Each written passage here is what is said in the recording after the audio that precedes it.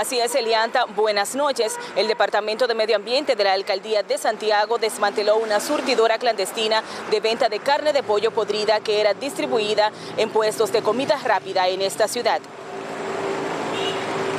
Esta surtidora clandestina operaba en una zona apartada del sector Rafey, en las proximidades del vertedero municipal.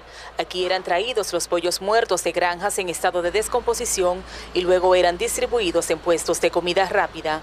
Los pollos ahogados o los pollos muertos que se ahogan en granja, los traían aquí, ya casi podridos, y aquí hacen un proceso. La carne no era sometida a un proceso de refrigeración, solo almacenada en tanques, lo que provocaba aún más rápido su descomposición, pululando por doquier las moscas y los gusanos.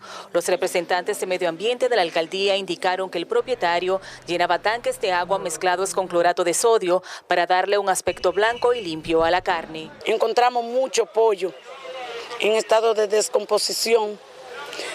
3 sacos que eran gusanos, todo. Cromato de sodio, que esa es la sustancia donde ellos usan para volver los pollos a la normalidad.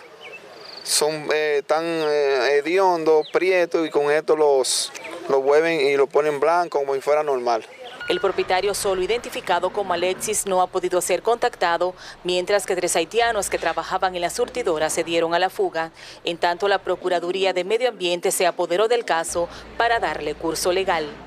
Esta surtidora de venta de carne de pollo podrida llevaba 3 años operando. De mi parte es todo, Elianta, retorno contigo.